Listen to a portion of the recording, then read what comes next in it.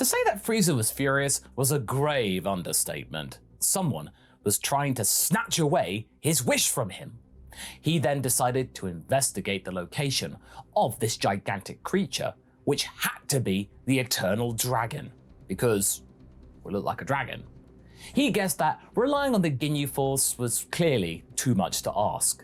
Little did he know, they were pretty much nearly all gone. Meanwhile, Lang was eyeing up Goku Ginyu. He felt revitalized in a way, and he still had one wish, but still, their worries were slightly increasing as a powerful being was approaching them. Frieza was on the move. Well, Lang, you think he can handle that? Ale eyed the body-swapped Goku while talking to the dragon. I will try. What are you planning? Well, I'm planning to give you some more time. Let's hope your other friend can reach you then. Before Lang could protest, the Namekian was already gone. Well, he had to help Goku get his body back, of course. That was the absolute priority. He felt the increase in power that he got once Kami had returned to life, and it was remarkable. All right, ruffian. I am giving you a chance to give Goku's body back willingly. You won't be able to use it to its full potential anyway. What? Who do you think you are? As I said before, I am the Eternal Dragon of Earth, and I wish for you to get out of my friend's body, he said as the wall of fire was created around himself and the captain. Vegeta lost for words. This fool was weaker than him, or Ginyu a while back. What on earth happened? Well, technically, what did happen on Earth, Vegeta. The captain charged at him, but Lang simply dodged his attack. It was like a weird kind of dance in a way, and he quickly realized that whatever had happened, he was clearly being outclassed. This swapping of bodies had done nothing. But it wouldn't end like this, no. He knew that his body was pretty powerful, so the least he could do was maybe try and sabotage it. Before Shenron could react, he hurt himself with his own hand. What are you doing? There are other ways to make you suffer, Ginyu smiled, blasting a huge gap in his own chest. Again, Shenron glared at him. Still, this fool wouldn't be so stupid as to kill Goku. He needed a stronger body, and he knew what he would do next, so he decided to stay calm. Change now! The alien roared as the beam went straight toward Lang. With a subtle flick of the hand and a twist of the wrist, much to the shock of everyone involved, them expecting Lang to dodge, the dragon simply redirected the beam that hit Goku in Ginyu's body. As the Saiyan collapsed to the ground, Gohan and Krillin appeared by his side. How? Ginyu was shocked. How did you? Lang shook his head. You still don't understand, Captain, do you? I am the Eternal Dragon. My soul is split inside multiple bodies and multiple objects. You will never be able to swap places with all of my soul. You're lying! There was fear and disbelief in Ginyu's gaze. There is no being that I couldn't. I will prove it to you. That was just a fluke. Change? Don't try it. No! As the beam once again left his body, Shenron just raised his finger and redirected it, this time at a tree.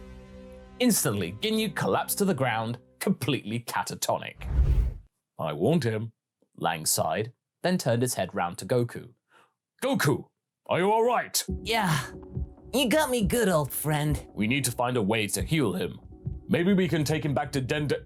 Where did the Namekian dragon go? Right, yeah, Porunga. Oh, he was nowhere to be seen. What was even more worrying was that they could not sense Guru anymore. It seemed that the comments of the old man being on death's door were not exactly exaggerated. This was not done to effect. He must have bitten the dust. Guru is gone, and so with him, the Namekian Dragon Balls. Wait! If he's gone, then my immortality, we stand no chance against Frieza. Lang looked at the prince for a second. Maybe we can, if we nurse Goku back to health, we might be able to stop him. We also have Dragon Balls back on Earth, Saiyan, so we can wish Guru back if need be.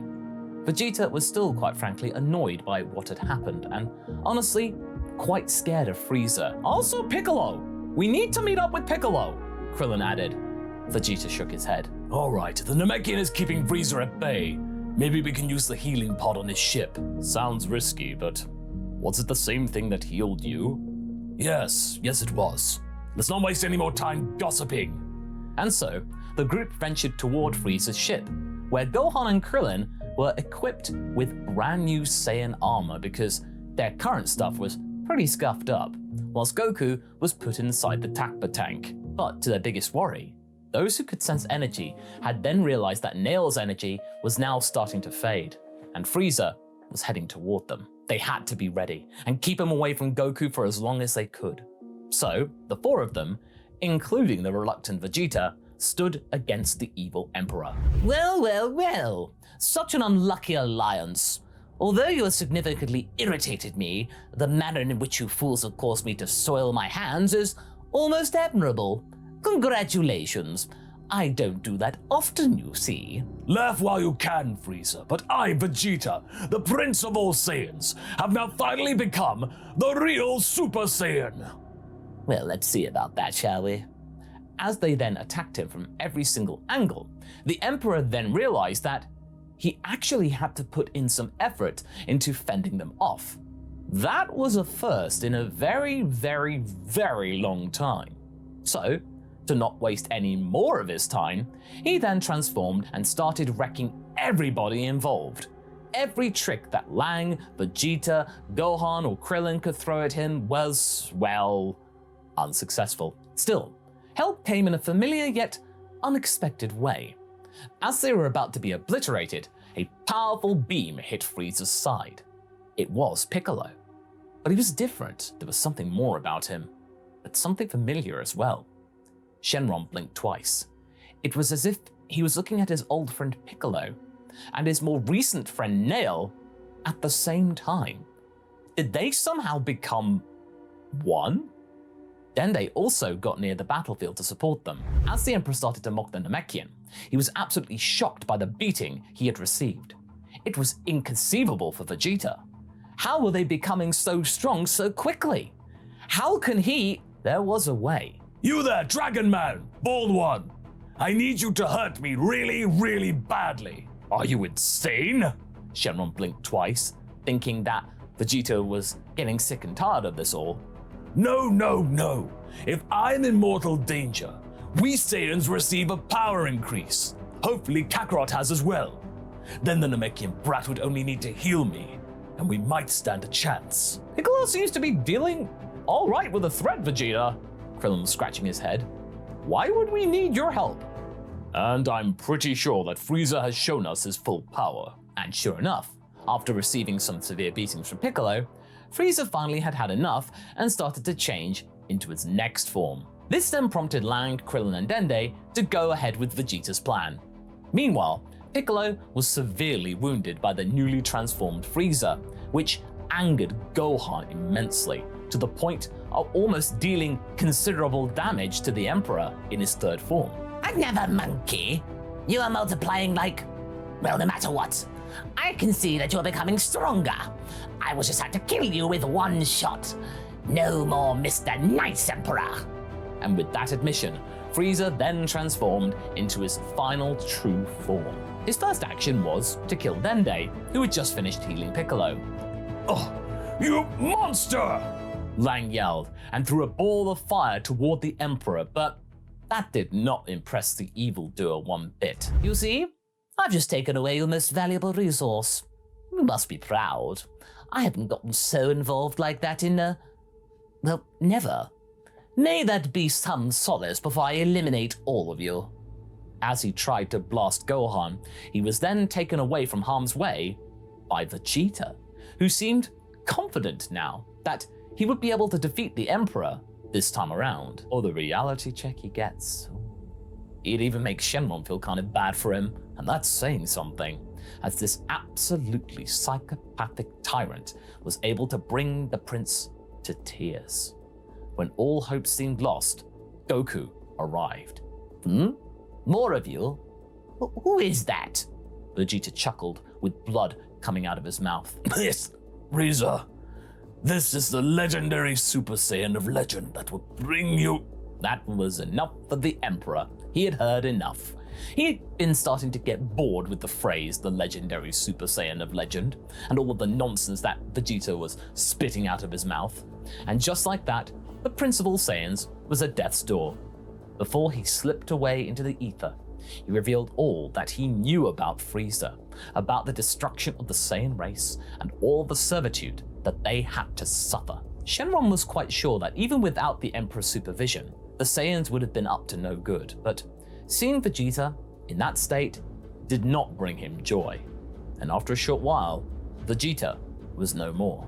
And as such, the duel of the ages, Goku versus Frieza, had begun.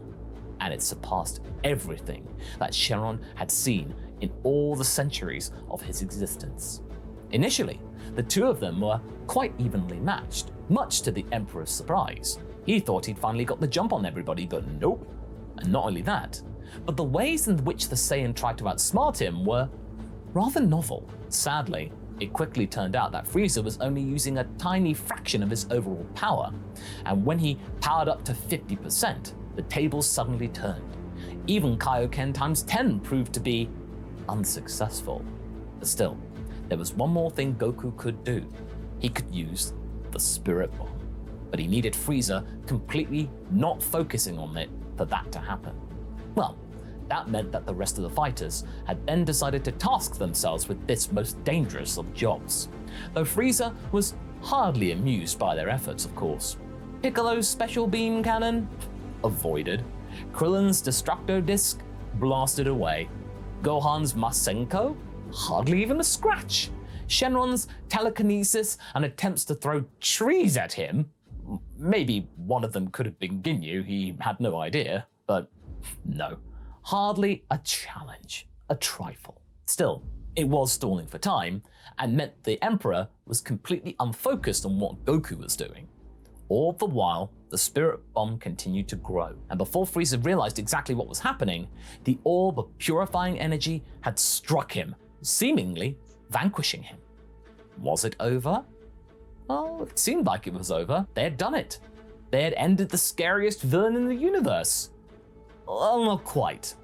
As a powerful explosion struck both Piccolo and Lang, they were thrown away like ragdolls. And after that, he went for Krillin, exploding the full monk in an instant. Frieza was unstoppable. But he'd made one final mistake. He had gone after Goku's friends. Something changed in the air. Anger like nothing that Shenron had ever seen before. It was growing inside of his Saiyan comrade, and he had transformed. This truly was the legendary Super Saiyan of legend. But still, they all had to evacuate, as Goku had ordered them to do so. Before he and Gohan had been able to move Piccolo out of the way, who got the larger brunt of the explosion, he could see something resembling fear in Frieza's eyes that he had never seen before. Then, he felt a familiar pull. Something was calling him back to Earth, like what happened with Garlic. It moved him there in an instant. All the walls and limitations were cracked. He was himself again, looking at Mr. Popo, with one wish in mind: to bring back everyone killed by Frieza and his men. He could feel their bodies returning, that they were living and breathing again. Even Guru, who had perished due to grief, had experienced the revival, the miracle of life once more. He took one last look at the duel between Goku and Frieza. He knew that his friend would win. Meanwhile, everyone else, the Namekians, Gohan, Bulma, even Vegeta, were now safe and sound on Earth. Everyone's heart stopped when Kami's homeworld exploded, as it was generally thought that Goku had perished with it. But Shenron was sure that his friend wasn't gone. And when the Dragon Balls on Porunga's world were active again to be able to bring him back, Lang came up with an idea. He proposed to the new Elder Mori an idea about a new Namekian-esque being that appeared on Earth. Massive, burly, and insanely strong. Hello, Porunga. Nice to finally speak with you, face to face, Shenron smiled. A cousin! So you are the one who has caused this. I must admit, this isn't what I expected. But I do see that you have some experience.